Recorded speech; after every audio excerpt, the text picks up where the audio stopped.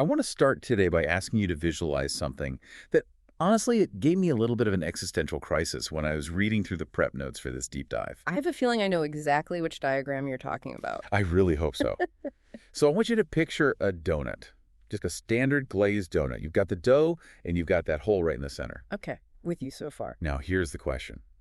If I stick my finger through the hole of that donut, is my finger inside the donut? Topologically speaking? No, absolutely not. Right. It feels like it should be. It's surrounded by donut on all sides. But technically, your finger's just passing through an empty space.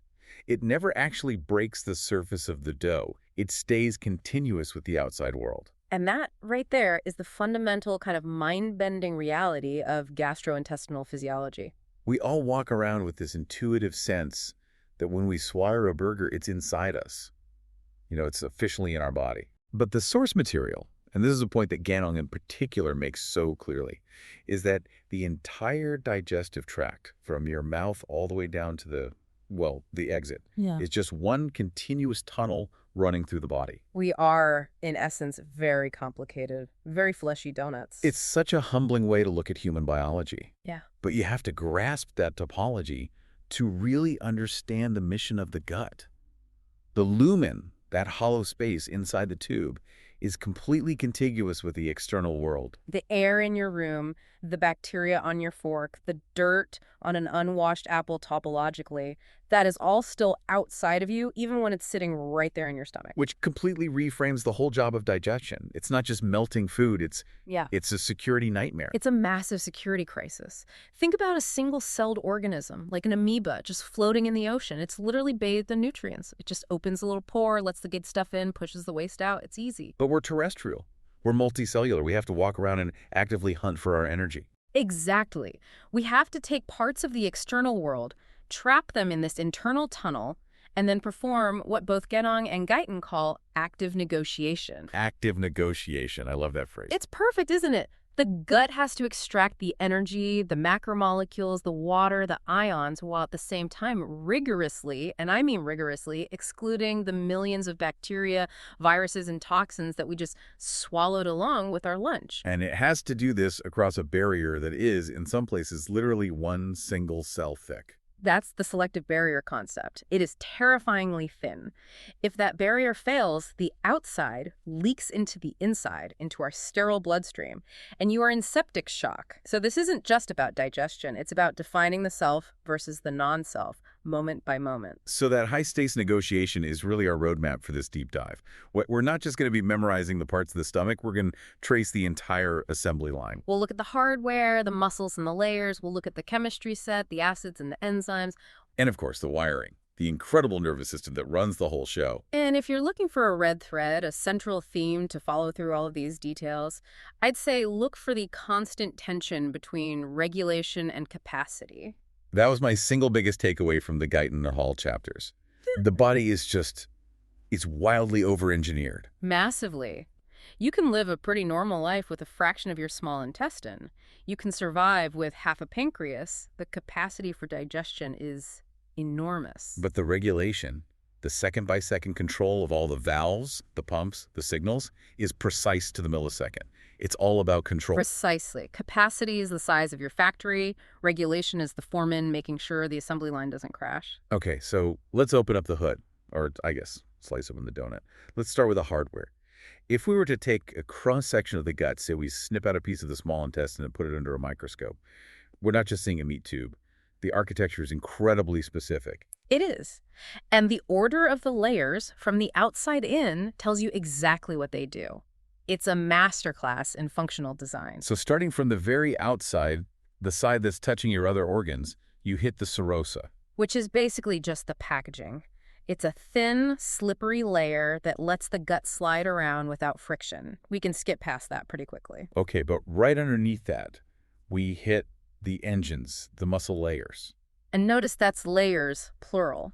This is absolutely crucial. You have two distinct coats of smooth muscle here, and they are running in completely different directions. This is the orientation matters part of the notes. Mm-hmm. The outer layer is the longitudinal muscle. Right, so the fibers run lengthwise down the tube. Imagine stripes running down a snake's back. When those muscles contract, what do you think happens to the tube? Well, it would get shorter, right? It would bunch up. Exactly. It shortens the tube. It pulls the downstream segment back over the food, almost like pulling a sock onto a foot. Okay, so longitudinal shortens. Right. But then inside of that, you have the circular muscle layer. Which, as the name implies, wraps around the tube like a series of rings, or a belt. So when that layer contracts, it squeezes the diameter, it chokes the tube down. So you have one set of muscles pulling the tube shorter and another set squeezing it tighter. That combination seems like it creates the potential for some pretty complex movement. It does, but only if they can talk to each other. They need to be coordinated. And this brings us to one of the coolest words in physiology, the syncytium. It sounds like a generic sci-fi villain. The syncytium is attacking. It does, doesn't it? But it's actually a brilliant communication mechanism. In your skeletal muscle, like your bicep, you have individual motor nerves talking to individual muscle fibers. You can twitch just a few fibers if you want. It's very precise control. But the gut doesn't need to twitch. It needs to heave. It needs to move in big coordinated waves. Exactly. It needs sweeping, unified contractions. So the smooth muscle cells in the gut are fused together electrically. They have these little protein bridges between them called gap junctions. I really like the stadium wave analogy for this. It's the perfect way to visualize it. Imagine a stadium with 50,000 people. If I, as the announcer, had to call every single person on their cell phone and tell them, okay, stand up now, the wave would be a disaster. It would be choppy and slow and just wouldn't work. But in a real stadium, you just watch the person next to you. When they stand, you stand. The signal propagates locally. That is the syncytium. The electrical signal, the command to contract, flows physically from one cell to the very next through these gap junctions. It encounters almost no resistance. So when an action potential starts in one cell, it doesn't stay local. It ripples. It travels across thousands of muscle fibers in all directions. Which explains why your stomach growls as a whole unit, rather than just a twitchy patch on your skin. It's a unified mechanical effort. Precisely. But here's the catch. A stadium wave needs a cheerleader to start it. Muscles don't just contract on their own. They need a command. And this is where the second brain comes in, the enteric nervous system. I knew the gut had nerves, but wow, the numbers in the sources are staggering. They say there are over 100 million neurons in the gut alone. That's more than in your entire spinal cord. And here is the wildest part. If you were to sever the vagus nerve, if you cut off all communication from the brain in your head, the gut would keep working. No way. It's autonomous. It has its own sensors, its own interneurons for processing, and its own motor program. It can run the whole digestive show by itself. It literally has a mind of its own. It really does.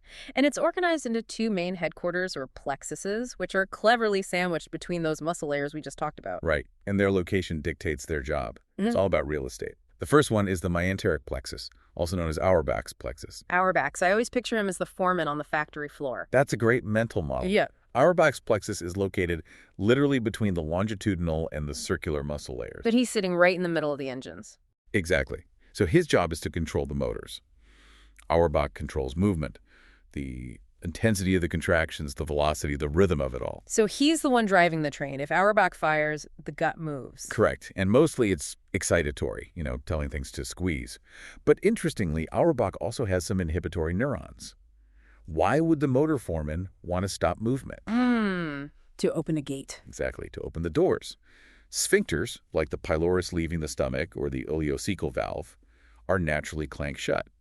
Auerbach has to send a specific relax signal to open the gate so food can pass through.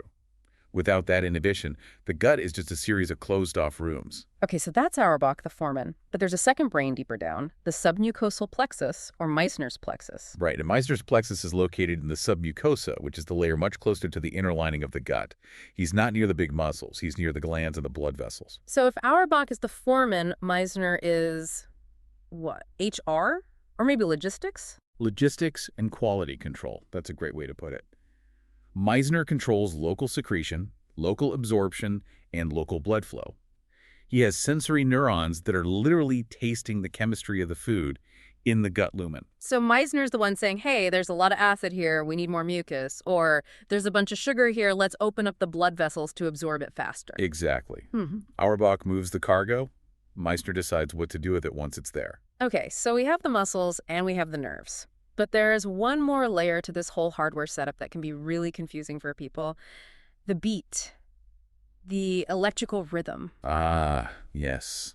The slow waves. This is the metronome of the gut. And I want to spend a moment here because the Ganong text is very, very specific about this, and it's so easy to misunderstand. It is. The single most critical distinction to make is that slow waves are not contractions. Wait, repeat that. They're electrical waves, but they don't cause movement. That feels counterintuitive. Not by themselves, no. If you were to look at the electrical activity of the gut on a monitor, you'd see these waves undulating up and down 24/7, even when you're asleep, Yeah. even when you're fasting. But they don't cause the muscle to squeeze. It's like a drummer just keeping time on the hi-hat. Just a quiet tick, tick, tick in the background. It sets the tempo, but it's not the song itself. That is a fantastic analogy. The slow waves are generated by specialized pacemaker cells, the interstitial cells of Cachal, and they just dictate when a contraction can happen. They set the maximum possible frequency. Okay, so they set the timing. In the stomach, that metronome is set to about 3 beats per minute. In the duodenum, the first part of the small intestine, it's much faster, about 12 beats per minute. Exactly. So what actually causes the contraction? What's the guitar solo that plays over the hi-hat? The spike potential. This is the true action potential. Yeah. So imagine that slow wave is waving up and down. If the peak of that wave stays low, below a certain threshold, nothing happens. It's just the hi-hat. But if the resting potential of the gut is excited, say by a hormone or a nerve signal from Auerbach's plexus, the entire baseline rises. So the whole wave gets higher. And if the peak of that now higher wave crosses the magic threshold, usually about minus 40 millivolts, boom, you trigger a spike potential. Special calcium-sodium channels fly open, calcium rushes into the cell, and the muscle actually contracts. So the slow wave is like a kid on a trampoline that's always bouncing. If you put a basketball hoop just above his head, he'll never make a basket. Yeah. But if you lower the hoop, Or give the kid more energy so he jumps higher. right, then every time he hits the peak of his bounce, he scores. He triggers a contraction. Exactly. And this simple mechanism explains how the brain influences digestion so profoundly. If you are stressed, sympathetic activation, fight or flight nerves release norepinephrine. That hyperpolarizes the membrane. It raises the basketball hoop way up into the rafters. So the slow waves are still ticking along. They're ticking away, but they are so far below the threshold that they never, ever trigger a spike. The gut goes silent. Digestion completely stops. That's why you feel a knot in your stomach when you're anxious. But if you're relaxed, parasympathetic, rest and digest, acetylcholine is released. That depolarizes the membrane. It lowers the hoop. So now every single slow wave that comes along hits the threshold. You get strong, rhythmic, regular contractions. That is the complete interplay of hardware and wiring. The muscles provide the force, the slow waves provide the timing, and the nerves provide the volume control. And when all three of those things align, force, timing, and volume, we get actual purposeful movement. We get the dance steps of the gut. And there are 2 main dance steps you really need to know. Peristalsis and segmentation. Let's distinguish these, because they sound kind of similar, but they achieve totally different things. Peristalsis is for propulsion.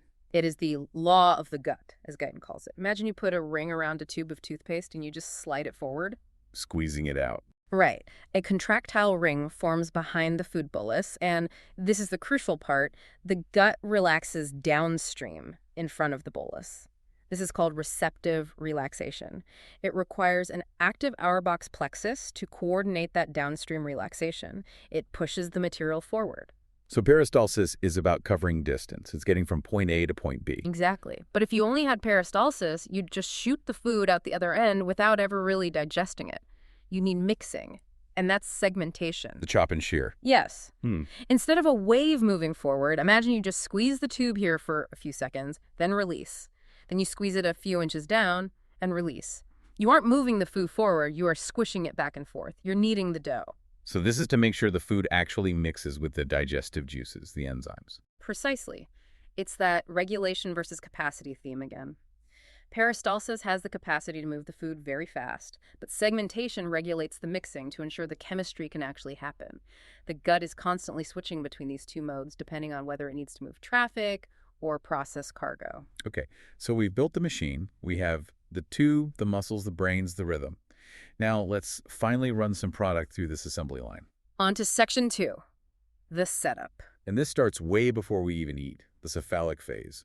This is one of my favorite parts of physiology because it just proves how much of our reality is. It's neural prediction. Digestion begins before food even touches your lips. It absolutely does. This is a classic feed-forward mechanism. The body hates to be caught off guard, so the sight, the smell, or even just the thought of food activates the amygdala and the hypothalamus in your brain. And the amygdala is involved with emotion, right? Yes. This is why comfort food is a real physiological phenomenon. Your emotional centers, your memories, they trigger the hypothalamus, which then sends signals down the vagus nerve directly to the stomach and the pancreas. So if I just sit here and think about a really good pizza, the crispy crust, the melting cheese, the smell, my stomach is actually starting to prep right now. It is. Right now, your stomach is starting to secrete a little bit of acid. Right. Your pancreas is releasing a small amount of enzymes into its ducts. It's warming up the engine so that when the food actually arrives, the chemistry set is already bubbling and ready to go. The body just hates lag time. And of course, the most obvious sign of this anticipation is saliva. The very first secretion. And saliva is fascinating. It's a really high volume business. We produce somewhere between 800 and 1,500 milliliters a day. That's like a large Nalgene bottle's worth of spit every single day. It is. And the chemistry of saliva is a perfect example of that active negotiation we were talking about. Saliva is hypotonic, which means it has less salt, specifically sodium and chloride, than your blood plasma. How does it get that way? Because I'm assuming the fluid starts out looking pretty much like plasma. It does. The glandular cells, the acini, they make a primary secretion that is basically plasma, isotonic. But as that fluid flows down the ducts toward your mouth, the cells lining the ducts actively suck the sodium and chloride back out, and in exchange, they pump potassium and bicarbonate in. The reclaiming the salt. Yeah. The body doesn't want to just spit out precious electrolytes. Exactly. But here is the trade-off. And this illustrates regulation versus capacity perfectly. This reclamation process, this ion exchange, it takes time. Okay. So if you are salivating gently, just a resting flow, the fluid moves slowly down the ducts. The duct cells have plenty of time to remove all the salt. The final saliva is very hypotonic. But what if I bite into a really sour lemon? Maximum stimulation. A flood of saliva. The fluid rushes through the ducts so fast that the cells just can't keep up. They can't grab the sodium quickly enough as it flies by. So the saliva becomes salty. It becomes less hypotonic. It starts to resemble plasma more and more closely because the regulation mechanism, the ion pumps, is overwhelmed by the capacity for flow. That is such a cool mechanical limitation. Now, why do we need all this spit? I mean, obviously for lubrication to help us swallow, but the sources mention oral hygiene. It's absolutely critical. Saliva is a chemical weapon. It contains things like lysozymes and antibodies that actively kill bacteria, but it also just physically washes away food particles that bacteria would feed on. It's a constant rinse cycle. There was a clinical note in the Guyton text about xerostomia. Dry mouth, yeah. It sounds like just a minor annoyance, but clinically it is devastating. Patients with xerostomia, say, from an autoimmune disease like Sjogren's or from radiation therapy, suffer from rampant dental caries, cavities everywhere. Because the wash cycle is broken. Exactly. Without that constant river of saliva washing and buffering the teeth, the bacteria just take over, they produce acid, and they completely eat away the enamel. So spit is actually a superhero. A silent guardian, for sure. And don't forget, it also contains ptyalin, which is alpha amylase, which starts digesting starch right there in your mouth.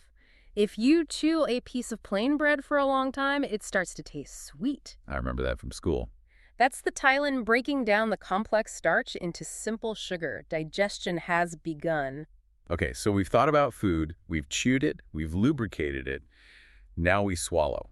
We're going to bypass the esophagus, which is mostly just a chute, and we land in the tank, the stomach. The tank. But, calling it a tank almost undersells it. It's a hopper, it's a mixer, and it's a sterilizer. And an acid factory. This is where we meet the star of the show, the parietal cell. And honestly, this cell seems like it's trying to break the laws of physics. It is certainly pushing the limits of biochemistry.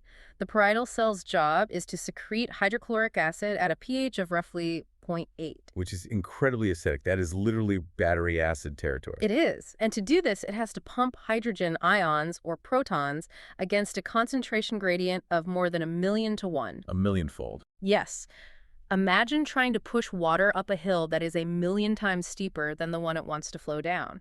It requires massive, massive amounts of energy. That's why parietal cells are absolutely packed with mitochondria. They're just energy furnaces. And they use a very specific pump to do this, the H plus K plus ATPase, the proton pump. which is, of course, clinically famous because of PPI's proton pump inhibitors. Right, drugs like omeprazole, Prilosec. Exactly. And those drugs don't just neutralize the acid like Tums does. They literally jam this specific pump mechanism. They go to the factory and they turn off the machine. Now, there is a fascinating chemical balancing act here called the alkaline tide. I loved this detail because it shows how the body always has to balance its books. It's a beautiful mechanism. So the parietal cell is making acid, H plus L, to throw into the stomach lumen. But where does that H plus come from? It comes from water and CO2 inside the cell. When you split that water and CO2 using an enzyme called carbonic anhydrase, you get one proton, H plus L, and one bicarbonate ion, HCO3. The proton goes into the stomach to burn the food.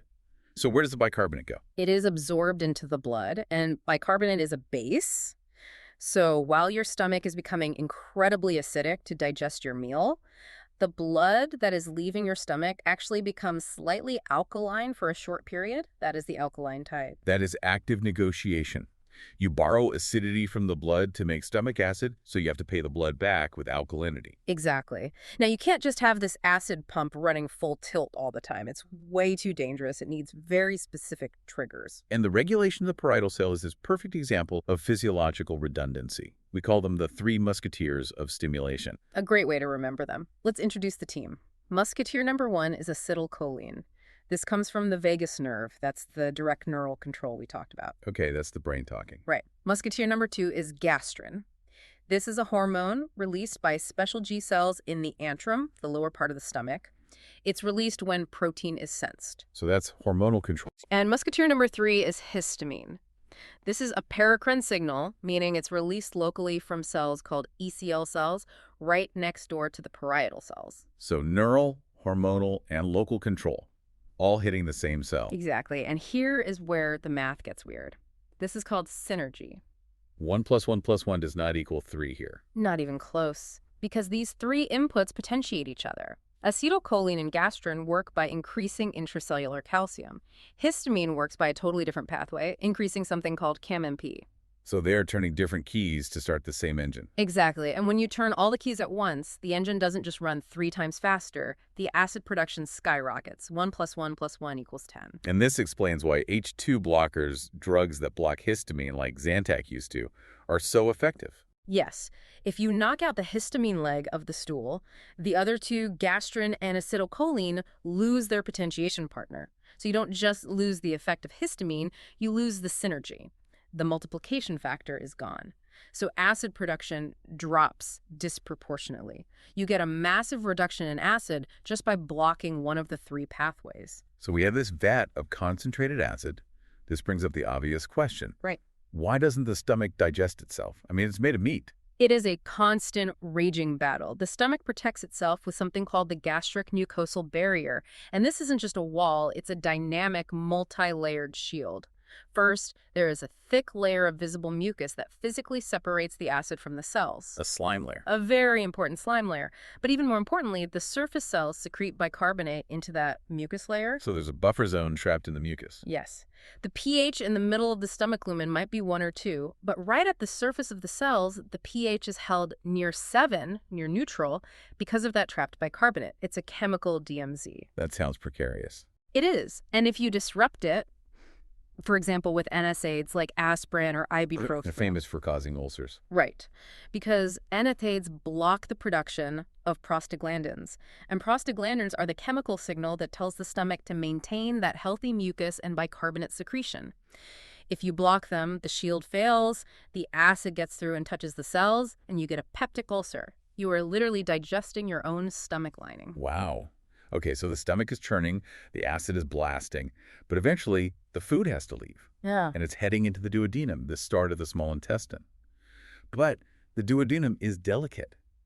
It can't handle a fire hose of acid. No, it absolutely cannot.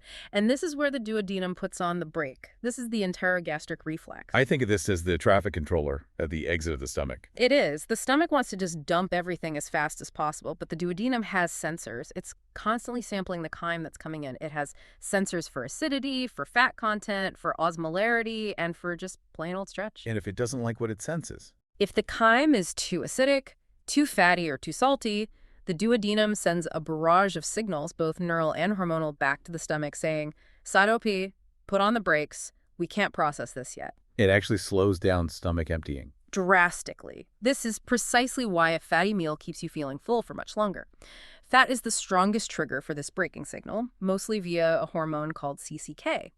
So the stomach holds onto that fatty food for hours, letting it out only a tiny bit at a time. Regulation versus capacity again. The stomach has the capacity to dump it all in minutes, but the duodenum's regulation matches the emptying rate to the digestive capacity of the small intestine. It is one of the most elegant feedback loops in the entire body. So, assuming the traffic controller allows it, we move into section 4, the reactor, the small intestine. And this is really the business end of the whole operation. It is. The stomach was just prep work. Mixing, sterilizing, liquefying. The real work of digestion and absorption happens here. And the small intestine has two major partners to help it do that work: the pancreas and the liver. Let's start with the pancreas. The outline describes it as a chemical plant, a dual-purpose chemical plant. It needs to provide two critically different things. First, it has to make the enzymes to break down the food, the proteins, the fats, the carbs. Second, it has to produce a huge amount of bicarbonate to neutralize that stomach acid we just talked about. Because the enzymes in the intestine can't work in an acidic environment, right? Correct. They need a neutral or slightly alkaline pH to function. So just like the nervous system had two plexuses and acid secretion had multiple signals, the pancreas has two key hormones to control these two separate jobs. This would be secretin and CCK. Exactly. Let's start with secretin. I call secretin the firefighter.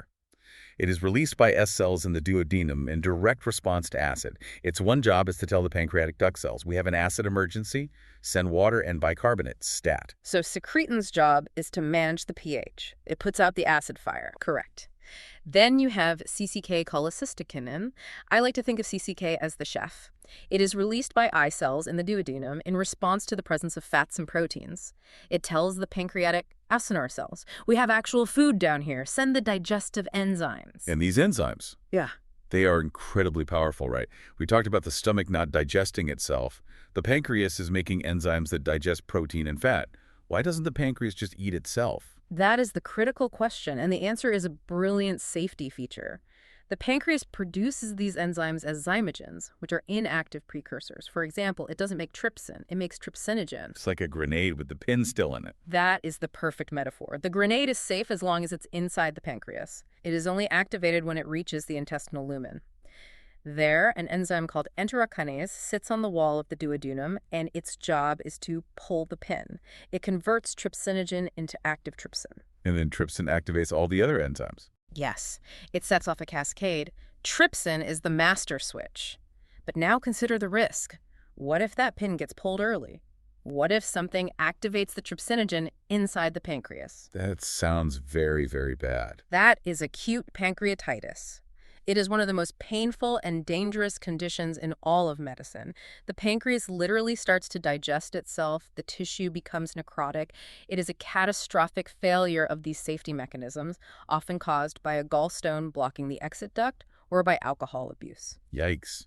Okay, let's look at the other partner in this operation, the liver, and specifically the product it makes, bile. Bile is so often misunderstood. People hear bile and they think it's a digestive enzyme. It is not an enzyme. It's a detergent. Exactly, like dish soap. Imagine trying to wash a greasy frying pan with just cold water. The fat just globs up. It doesn't mix with the water at all. Right. Digestion happens in a watery environment, but fats are hydrophobic. They hate water, so they ball up to minimize their contact with it. So the pancreatic enzymes, the lipase, which digests fat, can't get to the fat because it's all hiding in the middle of this big oily sphere. Right. Lipase can only work on the surface of the fat droplet. If you have one giant glob of fat, you have very little relative surface area. It would take days to digest. Enter bile. Bile salts are amphipathic. That's a fancy word that just means one side of the molecule loves water and the other side loves fat. They arrange themselves around the fat droplets, sticking their fat-loving tails into the grease and leaving their water-loving heads sticking out. So they break the one big glob into millions of tiny little droplets. This process is called emulsification. It turns the big glob into millions of tiny micelles.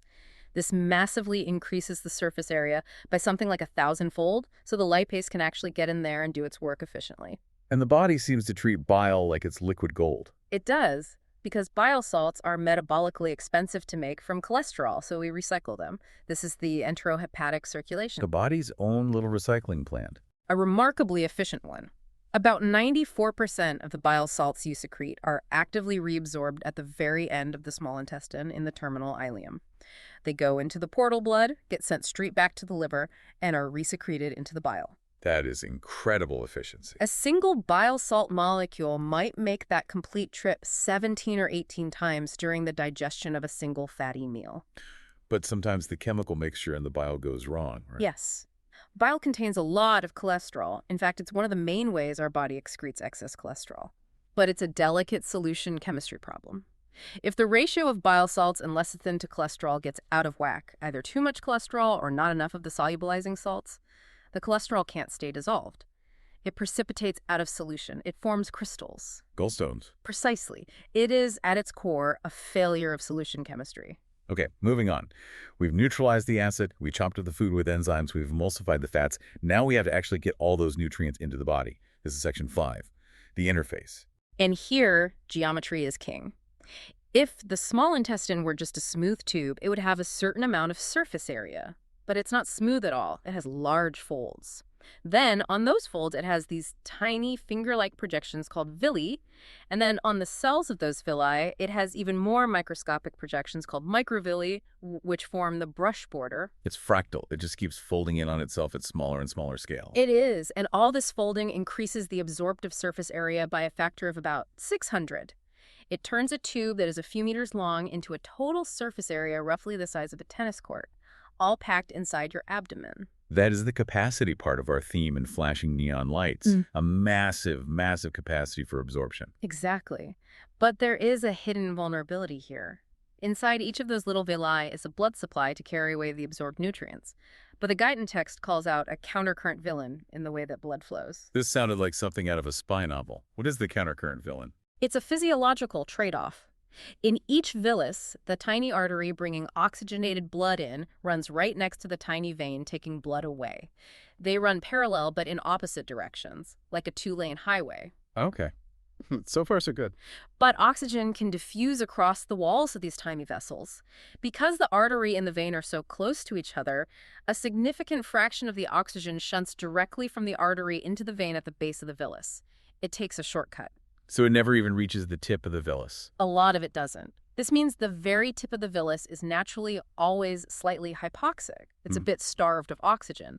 Under normal conditions, this is totally fine.